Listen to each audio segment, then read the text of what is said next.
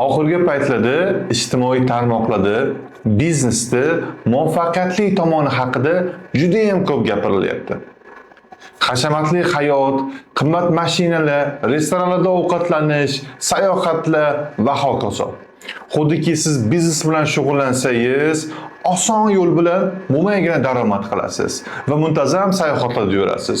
Siz sayohatda yurgan vaqtingizda sizni qo'lingizda ostidagi xodimlar siz uchun yana pul ishlab turishadi. Ayniqsa oxirgi vaqtlarda 25 yoshda pensiyaga chiqdim, 19 yoshda $1 million ishlab topdim kabi kontentlar juda ham ommalashmoqda. Xo'sh, bularning nimasi yomon? Axir bu narsa endi biznesga kirib kelmoqchi bo'lganlarga, yoshlarga yoki ancha vaqtdan beri mana shu biznes ichida yurgan tadbirkorlarga yanada kengayish, yanada o'z ustida ishlash va moliyaviy holatini yaxshilash uchun qo'shimcha motivatsiya bo'ladi-ku, deyishingiz mumkin. Ha, sizning fikringizga men 100% qo'shilaman. Bu zo'r motivatsiya. Ammo biznes bu har doim ham muvaffaqiyat degani emas. Keyingi qadamingizda sizni muvaffaqiyatsizlik kutib turgan bo'lish ehtimoli juda ham yuqori. Bundan tashqari hamma biznes ham o'zi mustaqil yuravermaydi. Biznes mana shu etapga kelgunicha biznes egasi yillar davomida arzimagan choychaqa uchun ishlagan. Yillar davomida ertalabdan kechgacha juda ham qattiq mehnat qilgan. Xodimlari ketib qolgan, sheriklari aldagan, kerak bo'lsa bir necha marta katta qarz olib bankrot ham bo'lgan. Ishonavering, mana shu vaqt davomida juda ham ko'plab xato qarorlarni ham qabul qilgan. Hech bir muvaffaqiyatli tadbirkorni men xato qilmaganman degan gapini eshitmadim. Agar kimdir shunaqa degan taqdirda ham men bu fikrlarga ishonmasdim yoki bu tadbirkor hali jiddiyroq bir loyihalar bilan ishlamagan ekanda deb qo'ya qolgan bo'lardim. Yuqorida aytganlarimni biznesni qorong'u tomonlari deb aytsak bo'ladi. Sababi hamma ham bu tomonlarni ko'rsatish xohlamaydi yoki aksincha yashirishga ham harakat qilishadi. Endi biznesga kirib kelmoqchi bo'lganlar yoki ancha vaqtdan beri mana shu bozor ichida yurib, yangi yo'nalishlarda o'zini sinamoqchi bo'lgan tadbirkorlar yoki bozorda yanada kattaroq qismini egallamoqchi bo'lgan tajribali biznesmenlar ham yuzaga kelishi mumkin bo'lgan xavf-xatarlarni, risklarni va xatolarni oldindan ko'ra olib, ularni baholab, anglagan holda qarorlar qabul qilishmasa, yillar davomida yiqqan tiyinlab yiqqan pullari va vaqtlari havoga uchib ketish ehtimoli juda ham yuqori. Sababi biznes xatolarni kechirmaydi. Ha, bu siz uchun tajriba bo'ladi, lekin bu tajribaning narxi juda ham qimmat. Siz bu dars uchun ham pulingiz, ham vaqtingiz, ham sog'lig'ingiz bilan to'lov qilishingizga to'g'ri keladi. Agar siz tadbirkor bo'lsangiz yoki endi biznesga kirib kelmoqchi bo'lsangiz, sizga bitta tavsiya. Har doim yuzaga kelishi mumkin bo'lgan risklarni tahlil qiling.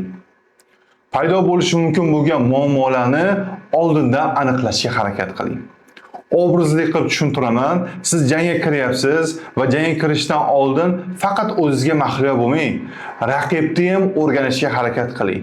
Shunda zarbalar qayerdan kelishi mumkinligini oldindan bilasiz.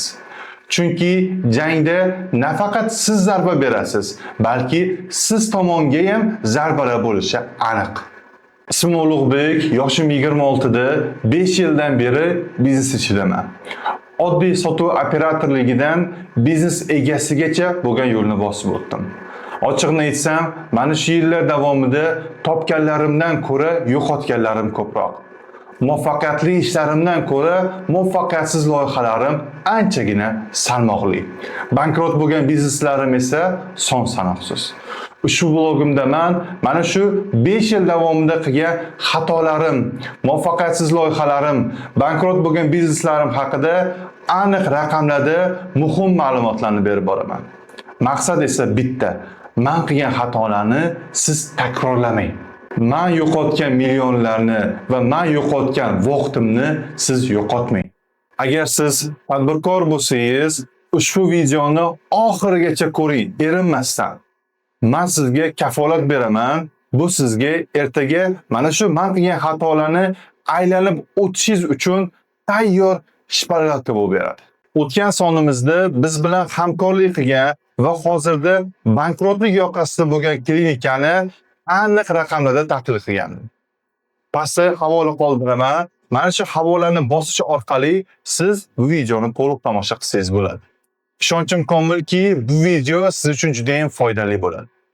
Bugungi sonimizda noto'g'ri sherikni tanlash mani biznesimda va hayotimda qanchalik yomon ta'sir qilganini ko'rsatib beraman.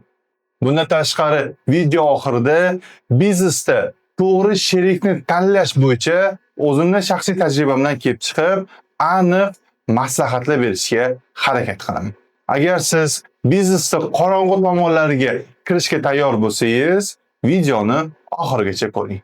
Qani boshladik. Har doim yangi yo'nalishlarga kirmoqchi bo'lsam, yangi yo'nalishlarda biznes qilmoqchi bo'lsam, birinchi o'rinda mijoz portretini chizishga harakat qilaman.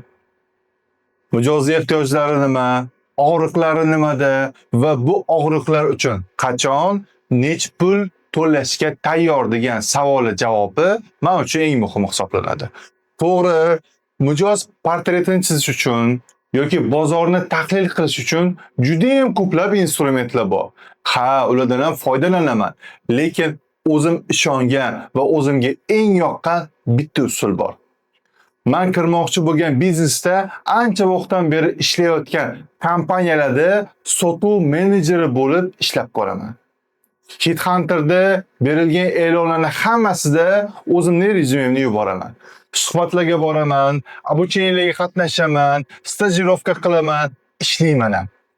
Va aynan mana shu davr mobaynida o'zim uchun eng kerakli bo'lgan ma'lumotlarni ortiqcha risklarsiz, ortiqcha pul tikishlar va vahimalarsiz qo'lga kiritaman. Ya'ni menda ushbu men kirmoqchi bo'lgan biznesda mijozni portreti qanaqa ekanligi to'g'risida aniq raqamlarda muhim ma'lumotlar paydo bo'ladi. Sababi mijozni portreti juda ham muhim.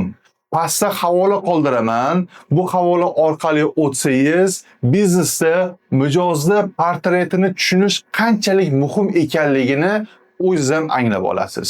Ishonchim komilki, bu video siz uchun juda ham foydali bo'ladi. Xuddi shu kabi outsource xizmatlar bozoriga kirish uchun bir necha kompaniyalarga suhbatga borayotgandim sotuv menejeri sifatida. Bir kompaniyani direktori bilan suhbatlashib qoldik va ular menga kompaniya ichida исходящий отдел qurishimni taklif qildilar. Bu kompaniya ancha vaqtdan beri O'zbekiston hamda xalqaro bozorda call center outsource sifatida xizmat ko'rsatib kelayotgan. Call center outsource o'zi nima degani? Bu siz kompaniyangiz ichida alohida call center qurib o'tirasiz degani emas. Tayyor call center bor, ular siz va siz kabi boshqa bizneslarga ham xizmat ko'rsatib berishadi. Kompaniya pandemiya davrida zo'r o'sgan, sababi o'sha vaqtda onlayn xizmatlarga bo'lgan talab juda ham yuqori bo'lgan va hali bozorda raqobatchilar yo'q edi. Lekin vaqt o'tgandan keyin bozorda yangi raqobatchilar paydo bo'lishni boshlab, kompaniyaning bozordagi ulushini tortib olishni boshlagan. Bundan tashqari onlayn xizmatlarga bo'lgan talab ham pasaygandi. Qaysi ma'noda pasaygandi? Ya'ni endi tadbirkorlarning o'zlarining bizneslarining ichida mustaqil call center qurib olishayotgandi. Qisqarish shu darajada ediki, 700 kvadrat maydon va 300 dan ziyod xodimlarga ega bo'lgan kompaniyani hozirda 100 kvadratdan kichikroq ofisi va 30 dan ziyod xodimlari qolgandi xolos. Kompaniya sherikchilik asosida ishlardi va aynan sheriklar yangi nishalarga kirish orqali, yangi bozorlarga kirish orqali yo'qotilgan qiymatlarni qayta tiklash mumkin deb hisoblashardi. Kompaniya o'zi shundoq ham tor nishada o'tirardi. Ya'ni oddiy qilib aytadigan bo'lsam, outsource xizmatlardan foydalanadigan kompaniyalar juda ko'p emasdi.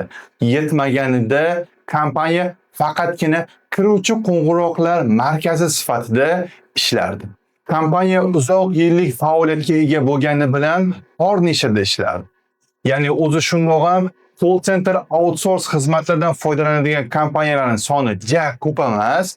Yetmaganiga bu kompaniya faqatgina kiruvchi qo'ng'iroqlar markazi sifatida ish olib borardi. Keling, kiruvchi hamda chiquvchi qo'ng'iroqlar markazini orasidagi farqlarni ko'rib chiqamiz. Kiruvchi qo'ng'iroqlar, ya'ni входящий liniya. Bunda call markaz faqatgina informativ ma'lumotlarni mijozlarga yetkazish, shikoyatlar, e'tirozlar bo'ladigan bo'lsa, ularni qabul qilish, yangi takliflar bo'ladigan bo'lsa mijozlarda, ularni rahbariyatga yuborish, qanaqadir muammoli holatlari bo'ladigan bo'lsa, o'sha muammoni hal qiladigan bo'limga ulab berish kabi vazifalarni bajaradi. Ya'ni mijoz hamda kompaniya o'rtasidagi aloqachi sifatida ishlaydi. Asosan internet provayderlar, banklar yoki boshqa xizmat ko'rsatuvchi kompaniyalar bunga mos keladi. Aytaylik, sizda qanaqadir to'lov tizimi bilan bog'liq muammolar yuzaga keladigan bo'lsa va to'lovlarni amalga oshirishga qiynalayotgan bo'lsangiz, call markazga telefon qilib bemalol yordam so'rashingiz mumkin bo'ladi. Chiquvchi qo'ng'iroqlar markazi, ya'ni bu исходящий отдел deyiladi. Bularning vazifasi nimada? Issiq hamda sovuq lidlarni обработка qilib, mahsulot yoki xizmatlar haqida informatsiyalarni berib, mahsulotlarni sotish kerak bo'ladi. Ya'ni endi u входящий liniyadan farqli ravishda faqatgina informatsiya berish bilan shug'ullanmaydi, balki uni asosiy vazifasi mijozlarga sotuvlarni amalga oshirish, ularning og'riqlarini aniqlash, ehtiyojlarini aniqlash, ularga mos bo'lgan takliflarni berish, e'tirozlari bilan ishlash va oxirida mijozga sotuvlarni amalga oshirish bilan shug'ullanadi. Do'konlar, ta'lim markazlari, avtosalonlar, qurilish kompaniyalari umuman onlayn nimani sotish mumkin bo'ladigan bo'lsa, barcha bizneslarga mos keladi исходящий отдел. Chiquvchi qo'ng'iroqlar markazi, ya'ni исходящий отдел, bunda bu bo'limning asosiy vazifasi issiq hamda sovuq mijozlarni, ya'ni lidlarni обработка qilib, ularga sotuvlarni amalga oshirish kerak bo'ladi. Mijozning ehtiyojlari, muammolarini aniqlab, ularga mos takliflarni berish va suhbat oxirida albatta sotuvlar amalga oshirishlari kerak bo'ladi. Onlayn do'konlar, qurilish kompaniyalari, ta'lim markazlari, avtosalonlar umuman onlayn nima xizmatlarni ko'rsatish mumkin bo'lsa yoki nima mahsulotlarni sotish mumkin bo'ladigan bo'lsa, barcha bizneslarga ushbu xizmatlar kerak bo'ladi. Ushbu kompaniya faqatgina входящий liniya sifatida ishlardi. Ya'ni bunda 3-4 ta katta buyurtmachilar bor edi va buyurtmachilardan tushadigan ob'yom hozircha ularni qanoatlantirardi. Lekin bozorda endi yangi o'yinchilar paydo bo'lganda, ya'ni raqobatchilar bu kompaniyadan ko'ra yaxshiroq narx va yaxshiroq xizmatlarni tadbirkorlarga taklif qilishayotgandi. Ikkinchidan, tadbirkorlarning o'zlari o'z bizneslarining ichida call centerni mustaqil qurib olishni boshlashayotgandi. Sababi ichki call centerni qurish uchun unaqa katta byudjet kerak emas входящий liniya uchun. Ikkinchidan, bu jarayonni avtomatlashtirish anchagina sodda hisoblanadi. Hozirgi kunda входящий liniyani sun'iy intellektlar orqali yoki avto javob bergich orqali ham bemalol sodda ko'rinishda bo'lsa ham yo'lga qo'yish mumkin. Исходящий отдел esa bu alohida mavzu. Kompaniya ichida bu bo'limni tashkil qilish uchun nafaqat sotuvlar bo'yicha kuchli bilim va tajriba bo'lishi kerak, balki yaxshigina byudjet, energiya hamda bitmas tuganmas asablar ham kerak bo'ladi. Shuning uchun ham kompaniya men bilan birga hamkorlik qilishni xohlayotgandi. Agar siz tadbirkorlarga outsource sotuv bo'limi sifatida samarali xizmat ko'rsata olsangiz, nafaqat fiksirованный summalarni olasiz, balki sotuvlardan ham foiz olishingiz mumkin edi.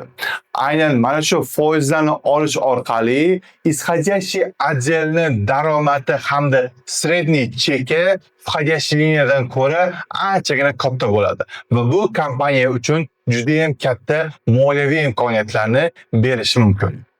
Yuqorida aytib o'tganimdek, kompaniya sherikchilik asosida yo'lga qo'yilgandi va aynan sheriklar исходящий bo'lim sifatida xizmat ko'rsatish orqali yo'qotilgan bozor qiymatlari va imkoniyatlarni qayta tiklash mumkin deb hisoblashayotgandi. Aslini olganda bu yomon g'oya emas edi. Haqiqatan ham исходящий bo'lim входящий liniyadan ko'ra ancha ko'proq daromad keltiradi kompaniyaga. Lekin kompaniya rahbariyati ancha vaqtdan beri bitta joyda qotib qolgan, ya'ni ular komfort zonada yashayotgandi. Ularda outsource исходящий bo'lim, ya'ni sotuv bo'limi sifatida ishlash bo'yicha na tajriba, na tasavvur bor edi. Aynan mana shu sabablar tufayli kompaniya mana bilan hamkorlikni yo'lga qo'ymoqchi edi va shu orqali yangi loyihalarni olishni o'z oldiga maqsad qilib qo'ygandi. Kelishuv qanaqa bo'ldi? Men yangi outsource исходящий bo'limni quraman. Ya'ni xodimlarni yig'aman, o'qitaman, ularni nazorat qilaman va sotuvlarni amalga oshiraman. Kompaniya bo'ladigan bo'lsa, men qurgan sotuv bo'limiga yangi loyihalarni olib kelib beradi. Ya'ni oddiy qilib aytganda men o'zimning bilimim va tajribamni tikaman. Kompaniya esa kontaktlar orqali meni sotuv bo'limimga yangi loyihalarni olib kelib berish kerak bo'ladi. Va men mana shu olib kelingan loyihalarda to'liq tizimli sotuvlarni amalga oshirishim kerak edi. Hozirda kompaniya bir qurilish kompaniyasi bilan переговор ketayotganini va suhbat yakunida ushbu kompaniyaning xizmatlarini aynan men qurayotgan sotuv bo'limi sotishini aytishdi. Ya'ni men tezroq jamoani qurishim kerak, yig'ishim kerak va oxirida menga mana shu qurilish kompaniyasini loyihasi berilishi kerak edi. Hozirda kompaniya bir qurilish kompaniyasi bilan переговор olib borayotgandi. Ya'ni переговор yakunida ushbu qurilish kompaniyasini yangi qurayotgan uylarini aynan men qurgan sotuv bo'limi orqali sotishimiz kerak. Ya'ni men tezroq jamoani yig'ishim kerak va yig'gan jamoamiz aynan qurilish kompaniyasini xizmatlarini sotishga moslashtirilishi kerak edi. Ishni nimadan boshladim? Har bitta muvaffaqiyatli loyihani tagida yaxshi jamoa turadi. Agarda siz yaxshi jamoa yig'a olsangiz, muvaffaqiyat 50% ga naq degani. Rekrutment bo'limi men qurayotgan otdelga yangi xodimlarni yetkazib berishni o'zini zimmasiga oldi. Lekin aynan mana shu joyda birinchi katta muammo yuzaga keldi. Rekrutment bo'limi suhbatga chaqiradigan xodimlarni aksariyati входящий liniya talablariga mos keladi. Ya'ni входящий liniya talablari qanaqa edi ishga kirish uchun? Rus va o'zbek tillarini bilish va обучениеlarda qatnashish kerak. Ma'lum bir обучениеdan keyin ular bemalol ishlab ketishlari mumkin edi. Lekin ularda sotuv ko'nikmalari, sotuvlarni amalga oshirish qobiliyati birinchi o'rinda turmasdi. Ya'ni kompaniya ancha yillik faoliyati davomida xodimlarni bazasini yiqqan, lekin bu bazadagi xodimlarda sotuv ko'nikmalari, sotuv tajribalari, sotuv bo'yicha bilimlar birinchi o'rinda turmasdi. Menga esa haqiqiy sotuvlar bo'yicha akula xodimlar kerak edi. Ikkinchidan, kompaniya juda ham noqulay lokatsiyada joylashgandi. Bu esa yangi xodimlar kelishini yanada qiyinroq qiladi va faqatgina mana shu atrofdagi odamlargina ish uchun kelishlari mumkinligini anglatardi. Men o'zimning loyihalarimda, Anisi Service va Xlogo proyektlarimda yangi xodimlarni jalb qilish bilan bog'liq muammolar bo'lmasligi uchun meni talablarimga mos bo'lgan xodimlar qayerda ekanligini aniqladim va o'sha yerda borib ofis ochdim. Ya'ni Anisi Service loyihamizda bizga har doim yosh qizlar kerak edi. Ya'ni ishlab chiqarish hamda sotuv bo'limi uchun. Shuning uchun ham men Chilonzor metro yaqinida, ya'ni Nizomiy universitetiga yaqin joydan ofis olgandim. Xlogo proyektimda esa o'zbek, rus hamda ingliz tillarini yaxshi biladigan yosh qiz xodimlar kerak edi. Shuning uchun ham men Jahon tillar universitetiga yaqin bo'lgan joyda ofis olgandim.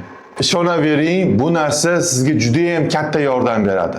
Ayniqsa, meni qo'l ostimda ishlayotgan xodimlar menda har doim yangi xodim olish bilan bog'liq katta imkoniyatlar borligini his qilib turardi va qattiq ishlardi. Sababi menda birgina e'lon orqali bir kunda o'nlab yangi xodimlarni jalb qilish imkoniyati bor edi. Uchinchidan, imij. Kompaniyaning imiji nafaqat yangi mijozlarni topishda, balki yangi xodimlarni topishda ham juda ham muhim. Agarda siz hozir bozordagi eng yaxshi xodimlarni o'zingizga jalb qilmoqchi bo'ladigan bo'lsangiz, ijtimoiy tarmoqlarda o'z imijingizni yaratishingiz kerak. Ijtimoiy tarmoqlar bilan ishlash bo'yicha esa kompaniyada juda ham katta muammolar bor edi. Bunga hali yana alohida to'xtalamiz. To'rtinchidan, ichki muhit. Yangi xodim yangi kompaniyaga ishga o'tayotgan vaqtida yuqoridagi talablarga ham e'tibor qaratadi. Lekin bularni hammasi bo'lsa-yu, lekin ichki muhit yaxshi bo'lmaydigan bo'lsa, xodim bu kompaniyaga aslo va aslo yaqinlashmaydi. Yuqorida sanab o'tganlarimizni hech biri ushbu kompaniyada mavjud emasligi tufayli rekrutment bo'limi qanchalik kuchli nagruzkada ishlamasin, natija baribir 0 edi. Rekrutment bo'limi bir oyda 100+ xodimlar oqimini menga yo'naltirib berdi. Lekin ushbu xodimlardan birortasi men qurayotgan ajali talablariga mos kelmasdi yoki mos kelganlari ham biz bilan ishlashni xohlamasdi. Eng qiziq tomoni, mos kelmaganlar emas, bizga mos bo'lgan xodimlarni short listida biz eng oxirgi o'rinlarda edik. Keling, mana shu joyda sotuv bo'limida xodimlarni tanlash bo'yicha bitta kichkinagina amaliy kes berib ketaman. Har doim xodimga qaraganimda bitta narsani aniqlashga harakat qilaman. Bu telefonda o'tirib, mijozlarga qanaqadir mahsulotlarni sotish deganda xodim aynan nimani tushunadi? Yoki men unga telefonda sotish bo'yicha qo'shimcha maslahatlarni bergan vaqtimda u bunga qanaqa reaksiya bildiradi? Agar u shu ham ish bo'pti-yu degan bepisandlik bilan ishga munosabat qiladigan bo'lsa, ishoning, u eng zo'r sotuvchi bo'lsa ham sizni jamoangizga foydasi tegmaydi. Jamoadagi eng muhim narsa bu ichki muhit hisoblanadi. Ishga bepisandlik bilan qaraydigan xodim esa aynan mana shu muhitni buzadi. To'g'ri, hech bir odam bolaligida katta bo'lganimdan keyin o'tiraman-da, telefonda har xil produktlarni odamlarga sotib o'tiraman deb orzu qilmaydi. Call center hamma ishlashni xohlaydigan joy emas. Har doim men xodimga qaraganimda bitta narsani aniqlashga harakat qilaman. Ushbu xodim uchun o'tirib, telefonda gaplashib, odamlarga, ya'ni mijozlarga mahsulotlarni sotish degani o'zi nima? Yoki men unga sotuvlar bo'yicha, ya'ni aynan mijozlarga ko'proq telefonda sotishlari uchun amaliy maslahatlar beradigan bo'lsam, u bunga qanaqa reaksiya bildiradi? Agarda xodim shu ham ish bo'pti-yu degan bepisandlik bilan ishga yondashadigan bo'lsa, ishonavering, u bozordagi eng zo'r sotuvchi bo'lsa ham sizni jamoangizga foyda bermaydi. Chunki jamoadagi eng muhim narsa bu ichki muhit. Ishga bepisandlik bilan qaraydigan xodim esa aynan mana shu ichki muhitni buzadi. To'g'ri, hech bir odam bolaligidan katta bo'lganimdan keyin o'tiraman-da, telefon orqali har xil mahsulotlarni odamlarga sotaman degan orzu bilan katta bo'lmaydi. Shu tufayli ham call centerda o'zini perspektivasini ko'rayotgan, uzoq muddatli karyera qilishni reja qilayotgan xodimlarni topish anchagina murakkab. To'g'ri, haqiqatdan ham hech kim yoshligidan, bolaligida katta bo'lsam call centerda ishlayman deb niyat qilmaydi. Lekin kichkinaligidan tadbirkor bo'lishni, muvaffaqiyatli biznesmen bo'lishni, o'zini shaxsiy biznesini ochishni niyat qilgan auditoriya anchagina katta. Agarda siz mana shu qatlamga tadbirkorlik uchun eng muhim narsa sotuvlarni bilish ekanligini va call centerda ishlash orqali aynan mana shu sotuv ko'nikmalarini qo'lga kiritish mumkinligini tushuntirib bera olsangiz, sizda sifatli xodimlar bilan bog'liq muammolar bo'lmaydi. Aynan mana shunday qildim ham. Xodimlar uchun yangi strukturani ishlab chiqdim. Endi men sotuv operatorlarini ishga olmasdim. Aksincha, o'zimni o'rnimga yangi xodimlar olishni boshladim. Ya'ni oddiy qilib aytadigan bo'lsam, men yangi xodimlarga обучение qilaman, sotishni o'rgataman, kerakli instrumentlarni beraman va ular keyinchalik ozroq tajriba to'plaganlaridan keyin meni o'rnimga o'tirishlari kerak bo'ladi. Har bitta xodimni tajribasi va malakasidan kelib chiqqan holda loyihalar beriladi. Loyihalar ko'paygandan keyin xodimni bitta o'zi hamma lidlarni obработка qilishga kuchi yetmaydi va u ham xuddi men qilgan ishni takrorlaydi. Ya'ni shogirdlik asosida o'zi o'qitib, o'zi tarbiyalab, o'zi mustaqil jamoa yaratadi, aynan mana shu loyiha uchun. Ya'ni oddiy qilib aytganda, katta bir outsource kompaniya ichida kichik outsource mikro bo'limlar sifatida faoliyat yuritadi. Yuqorida aytganimdek, o'zini shaxsiy biznesini qilmoqchi, muvaffaqiyatli tadbirkor bo'lishni xohlovchi xodimlar nafaqat meni markazimda ishlash orqali sotuv ko'nikmalariga ega bo'ladi, balki o'zini jamoasini qurish va rahbar sifatida ishlash tajribasiga ham ega bo'lardi.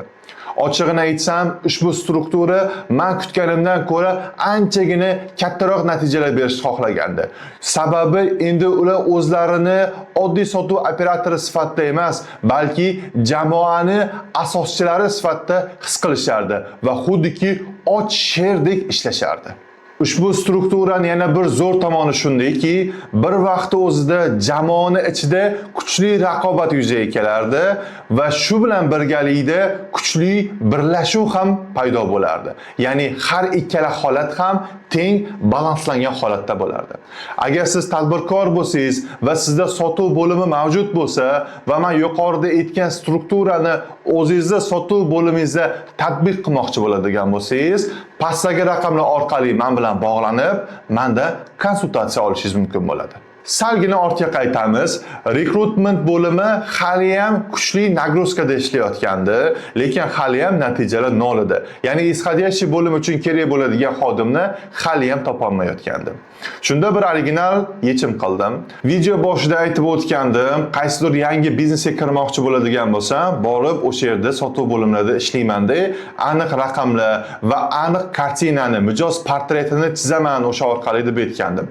Bundan tashqari o'sha yerda ishlagan vaqtimda yaxshi perspektivasi bor bo'lgan, anchagina tajribasi bor bo'lgan yoki ko'zi yonib turgan sotuv menejerlarini kontaktlarini ham yig'ib yuraman. Shu tufayli o'zim mana shu yig'ib yurgan xodimlarimni kontaktlarini oldim va ularga birin-ketin telefon qilishni boshladim. Shulardan biriga men taklif qiladigan loyiha juda ham qiziq bo'ldi va hozirda ish qidirayotganini aytdi. Suhbatlashdik va men bu xodimni ishga oldim. Qo'shimchasiga ushbu xodim o'zi bilan yana 4 ta yangi sotuv menejerini olib keldi. Oddiy qilib aytganda, bitta to'g'ri qaror orqali butun bir jamoani, butun bir boshli rekrutment bo'limidan ajralgan holda mustaqil yig'a olgandim.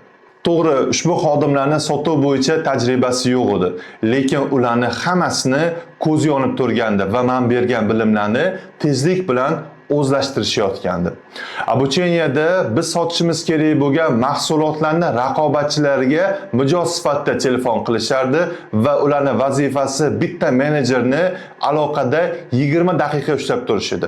Bu orqali men o'zim tayyorlayotgan sotuv menejerlarini uzoq vaqt gaplashish, e'tirozlar bilan ishlash va mijozga bosim qilish orqali sotuvlarni amalga oshirish uchun immunitet yaratishni xohlardim.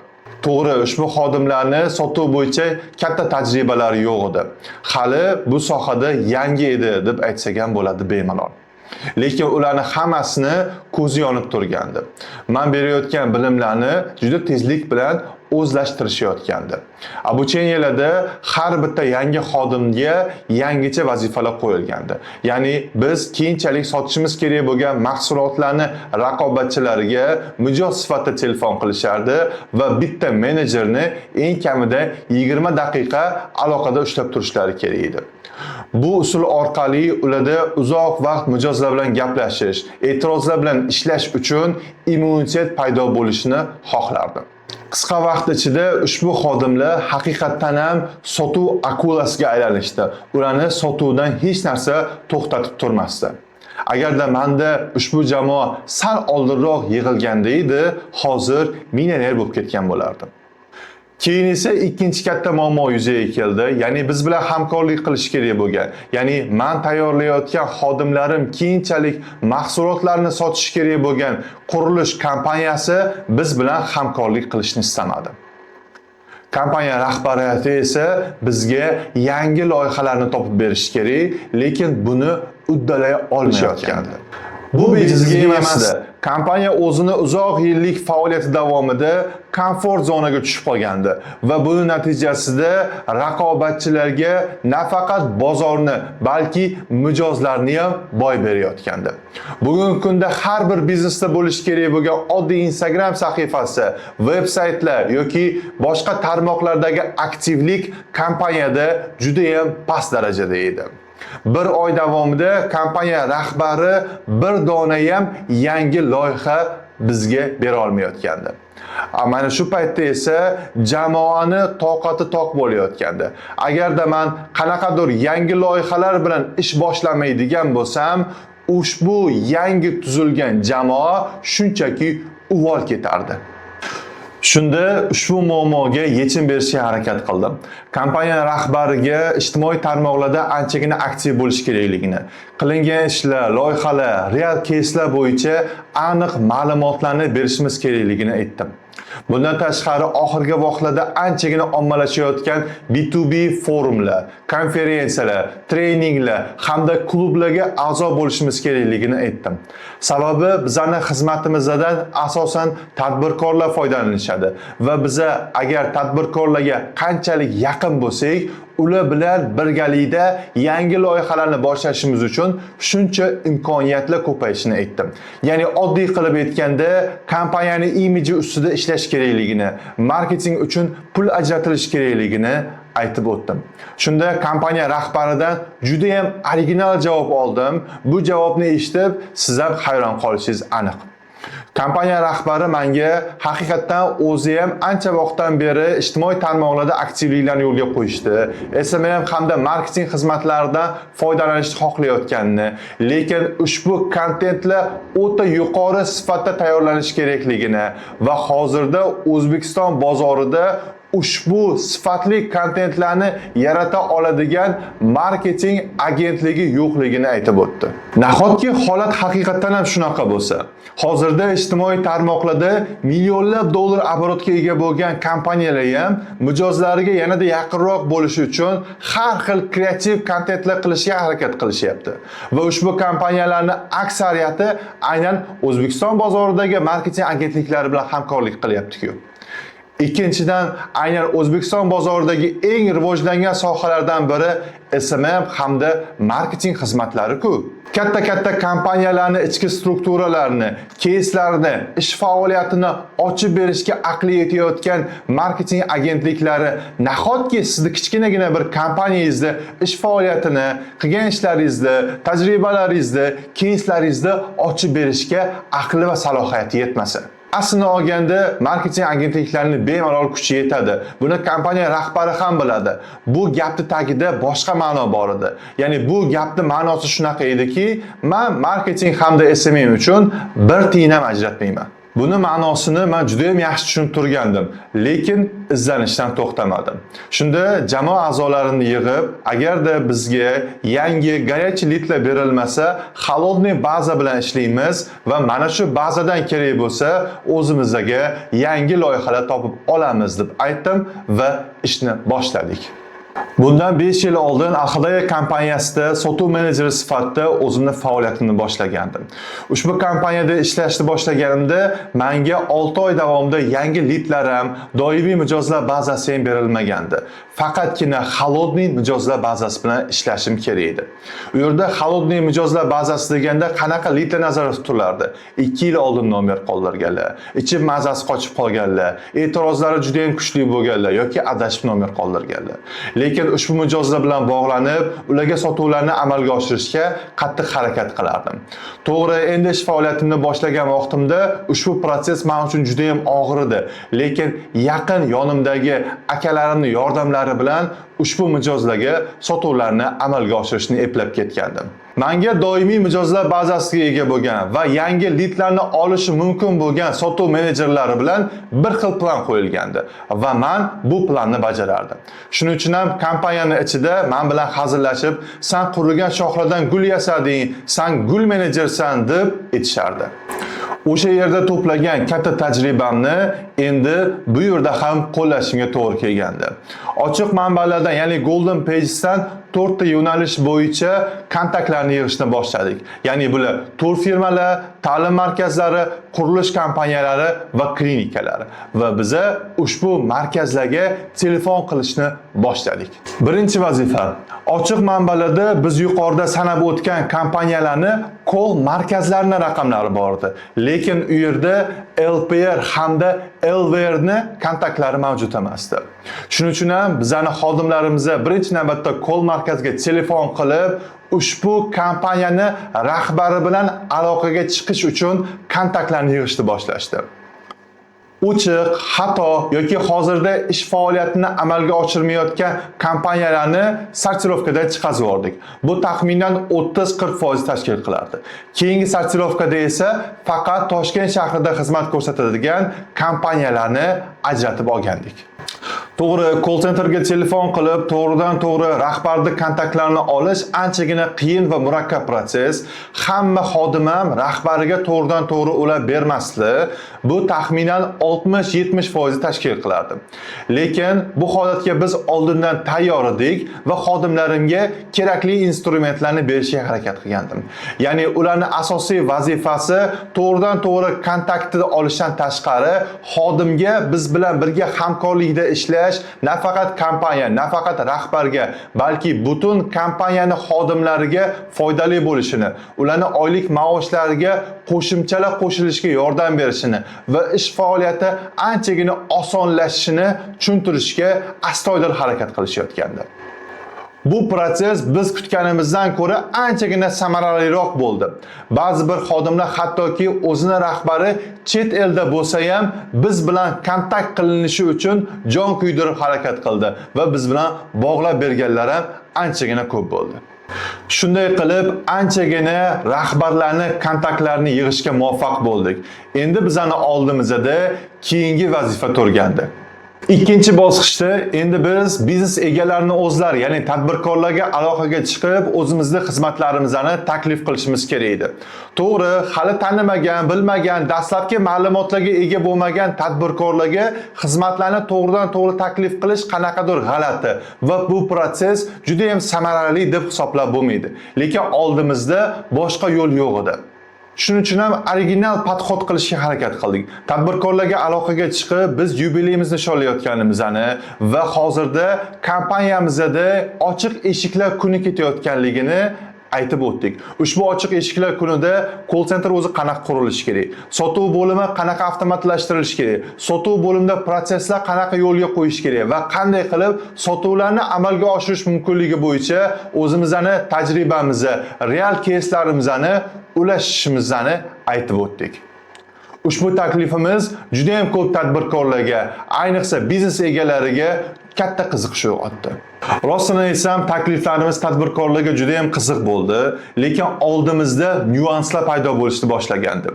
Bu safar, ya'ni ikkinchi marta ham kompaniyaning lokatsiyasi bizga pand berishni boshlagandi. Bu safar kompaniyani uzoqda ekanligi emas, balki kompaniya lokatsiyasini va binosini ko'rimsizligi bizga ozgina xalaqit qilishni boshlagandi. Ya'ni tashqaridan qaraganingizda shu ham ishxonami degan tushuncha paydo bo'lardi. Ikkinchidan ichki struktura ham, ichki jihozlar ham tadbirkorlarni chaqirib, u yerda переговорlar o'tkazish uchun chiroyli ko'rinishda emasdi. Lekin men bu narsani asosiy muammo sifatida belgilamagan bo'lardim. Asosiy muammo shunda ediki, biz bilan ishlamoqchi bo'lgan kompaniyalarga o'zimiz haqimizda kerakli bo'lgan informatsiyalarni bera olmayotgandik. Ya'ni biz tilda, telefonda palon rezultatda qilganmiz, palonchi kompaniya bilan hamkorlik qilganmiz, natijalarimiz mana bunaqa bo'lgan deb aytayotgandik, lekin real faktlarni bera olmayotgandik. Ijtimoiy tarmoqlar orqali bo'ladimi, veb-sayt ko'rinishida bo'ladimi, hattoki PDF formatda ham bu haqda bizga aniq materiallar mavjud emas edi. Agar siz ham shu tadbirkorning o'rnida bo'lganingizda va biz sizga bog'lanib, biz ochiq eshiklar kuni qilyapmiz, keling o'zimizning tajribamizni sizga ulashamiz deganimizda, qani o'zi kimlar bilan ishlagansizlar degan aniq materiallarni so'ragan bo'lardingiz. Lekin biz baribir tushkunlikka tushmadik va jamoam bilan takliflarning ustida qaytadan ishlashni boshladik. Endi biz tadbirkorlarni ofisiga borib, ularni sotuv bo'limlarini tahlil qilib berishni taklif qilayotgandik. Albatta bepulga. Bu taklifimiz juda ham ko'p tadbirkorlarga qiziq bo'ldi.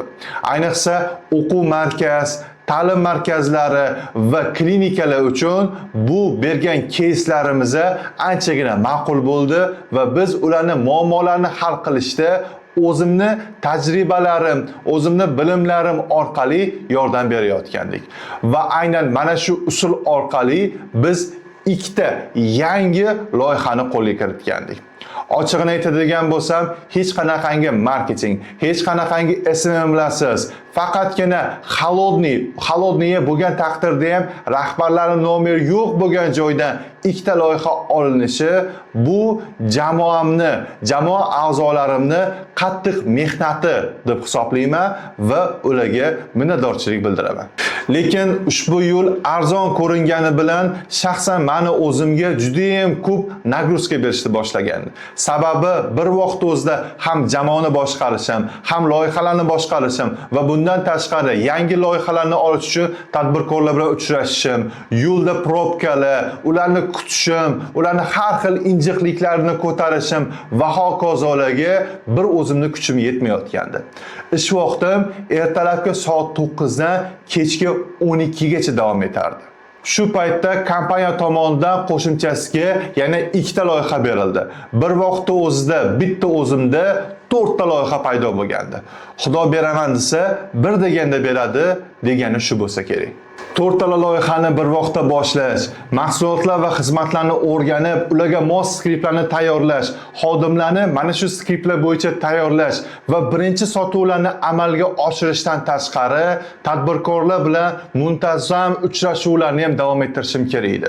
Shunda kompaniya rahbari bilan uchrashdim va endi bizda loyihalar ham borligini, endi bizda byudjet ham borligini, endi biz marketingga pul ajratishimiz kerakligini aniq raqamlarda hisoblab ko'rsatib berdim.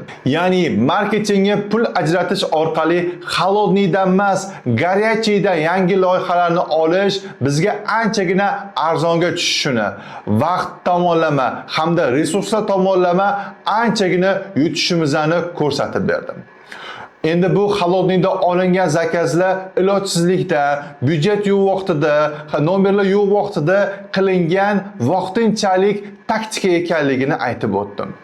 Bundan tashqari ijtimoiy tarmoqlarda kompaniyaning imijini yaratish bu nafaqat yangi loyihalar, balki biz olayotgan loyihalarga xodimlarni jalb qilishimizda anchagina katta yordam berishini alohida tushuntirishga harakat qildim. Lekin kompaniya egasidan, kompaniya direktoridan o'sha eski original javobni oldim va rostini aytsam, ensam qotdi. Ya'ni javob xuddi o'sha ohangda, xuddi o'sha so'zlar bilan takrorlangandi. Men kontent qilishni xohlayman, lekin bu kontentlar juda sifatli bo'lishi kerak. O'zbekistonda bo'ladigan bo'lsa, bunaqa sifatda xizmat ko'rsatadigan marketing agentligi mavjud emas.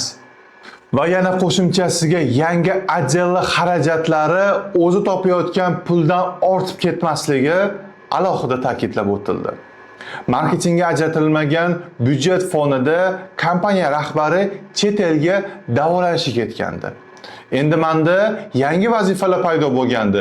Endi men nafaqat 4 ta yangi loyihani davom ettirishim, nafaqat xodimlar bilan ishlashim, nafaqat tadbirkorlar bilan yangi loyihalarni olish maqsadida uchrashishim, balki endi buxgalteriya bilan bog'liq muammolar, soliqlar bilan bog'liq muammolar, shartnomalar bilan bog'liq muammolarni ham o'zim hal qilishimga to'g'ri kelayotgandi.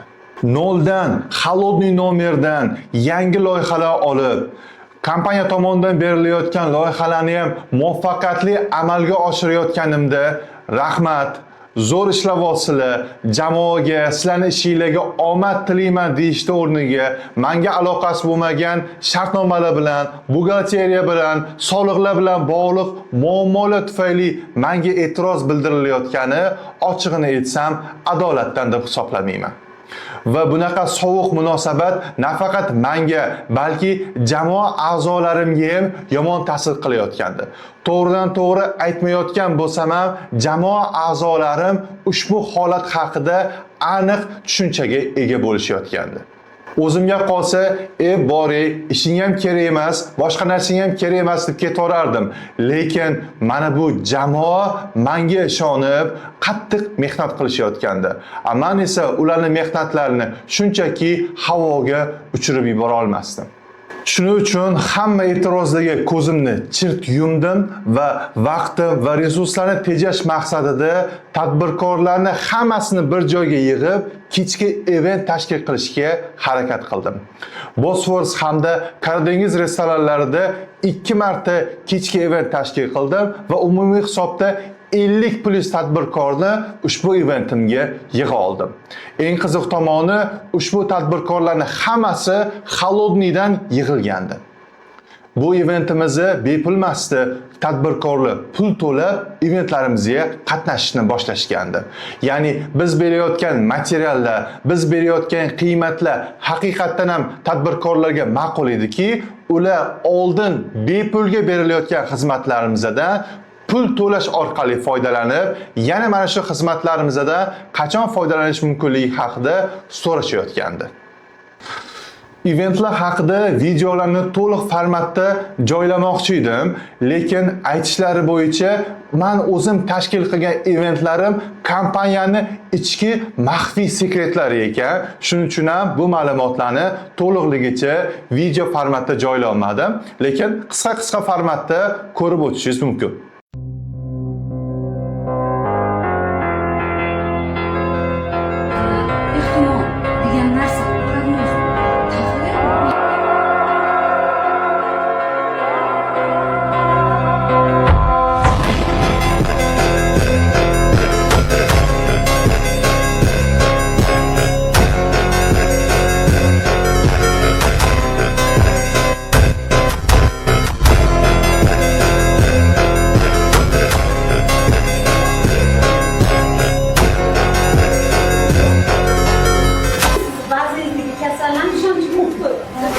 Bitta bo'lib klient yetadi, reputatsiyangiz tushadi. Sizlardan oldin klinika qanchalik darajada bo'lgan, eski ishlatib berganda u qanchalik ko'tarilgan.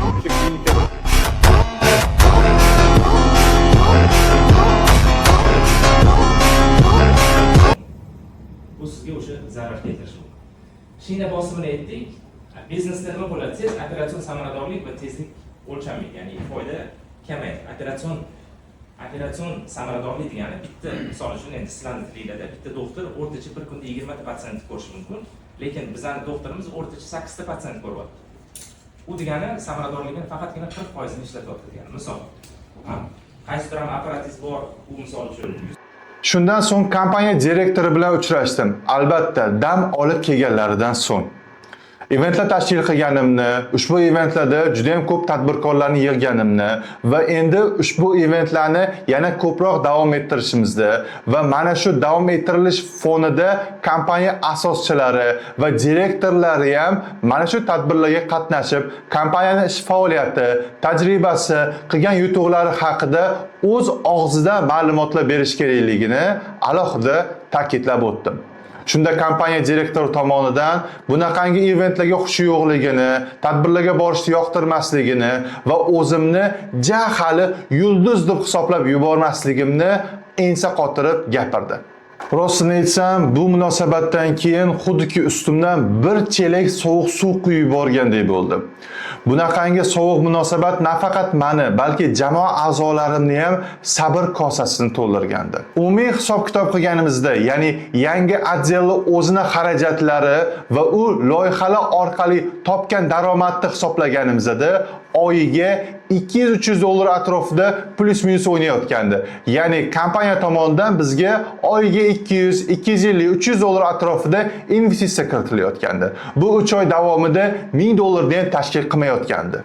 Agar siz tadbirkor bo'lsangiz va siz bilan sherikchilik asosida ishlayotgan xodim noldan yangi bo'lim tashkil qilsa, yangi xodimlarni o'zi yig'sa, o'zi o'qitsa, ularni sotuvga o'rgatsa Bundan tashqari, marketingga bir so'm ham pul ajratmagan holda yangi loyihalarni o'zi borib, uchrashuvlarni amalga oshirib, ulardan pul olib kelsa va mana shu loyihalarni muvaffaqiyatli yakunlashga astoydil harakat qilsa, siz nima degan bo'lardingiz? Baraka top, ishingizga rivoj, jamoaga omad, hali loyihalarimiz bundan ham ko'proq bo'ladi degan bo'larmidingiz yoki siz o'zingizni ja yulduz deb hisoblab yubormang degan bo'larmidingiz? O'zingizning fikringizni kommentariyada qoldirishingiz mumkin. Agar sizda ham sotuv bo'limi bo'lsa yoki sotuv bo'limini endi qurish niyatida bo'lsangiz va sizga kerakli tavsiyalar, sotuv bo'limini optimizatsiya qilish bo'yicha, uni qurish bo'yicha, xodimlarga KPI qo'yish bo'yicha, konversiyani oshirish bo'yicha aniq tavsiyalar kerak bo'ladigan bo'lsa, pastdagi raqamlar orqali men bilan bog'lanishingiz va menda konsultatsiya olishingiz mumkin. Ochig'ini aytsam, men bu kompaniyani nomini ham, men hamkorlikda ishlagan proyektlarni ham, men olib kelgan zakazchilarning nomlarini birma-bir sanab ham bera olaman. Lekin keyinchalik ushbu kompaniya bilan meni o'rtamda qanaqadir problemalar yuzaga kelishi meni qadriyatlarimga to'g'ri kelmaydi. Yetmaganiga kompaniya menga allaqachon konfidensiallik bilan bog'liq ma'lumotlarni ommaga oshkor qilmaslik bo'yicha rasmiy xabarnoma ham jo'natishga ulgurdi. Albatta, o'tgan sondagi videomiz orqali. Nima bo'lganda ham men bu loyihani muvaffaqiyatsiz loyiha deb baholamagan bo'lardim. Balki bu loyiha chala qolgan loyiha hisoblanadi. To'g'ri, men sherikni noto'g'ri tanlagandirman. Shu sherikni noto'g'ri tanlaganim uchun 3 oy davomida 12 soatlab qattiq stress bilan ishlaganim uchun arzimagan choychaqa oldim. Bundan tashqari, men va meni jamoamga nisbatan juda ham sovuq qilingan munosabat rostini aytadigan bo'lsak, hech qaysi parametrlarga to'g'ri kelmaydi. Lekin o'zim uchun juda ham qimmatli xulosalarni oldim va menda yangi yo'llar ochildi. Kompaniya direktori uzoq yillik faoliyat davomida komfort zonaga tushib qolgandi va bu komfort zonadan chiqishni xohlamayotgandi. Kompaniya sherikchilik asosida boshqariladi va aynan sheriklar yangi исходящий отдел ochilishi tarafdori edi. Bu esa kompaniya direktoriga qo'shimcha mas'uliyat va qo'shimcha bosh og'riq degani. Shuning uchun ham kompaniya direktori bu bo'lim ochilishini xohlamasdi ich-ichidan.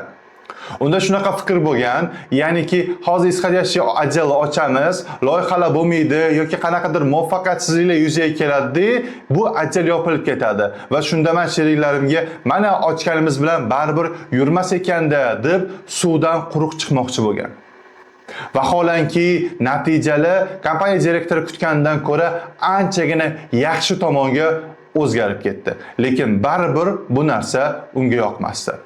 O'zim uchun olgan eng katta xulosam, biznesda agar kim bilandir sherikchilik qilmoqchi bo'ladigan bo'lsangiz, nafaqat qadriyatlar nuqtai nazaridan, nafaqat dunyoqarash nuqtai nazaridan, balki u komfort zonadan chiqishga tayyormi? Yangi risklar, yangi xavf-xatarlar oldida o'zini qanday tutadi degan savollarga oldindan javob olishingiz kerak va hech qachon sherikchilik asosida yo'lga qo'yilgan biznesga xodimlari, ya'ni hal qilishi mumkin bo'lgan, qaror qabul qilishi mumkin bo'lgan xodimlari xohlamayotgan proyektlarga sherik bo'lib kirmang. Bu sizga meni do'stona maslahatim. Biznes bu faqat qorong'ulik degani emas, biznesda yorug'lik ham anchagina katta. To'g'ri, 3 oy davomida juda qattiq mehnat qildim. Juda ko'p stressda ishladim. Juda ham ko'p loyihalarni olishga harakat qildim. Juda ko'p narsalarni yo'qotdim.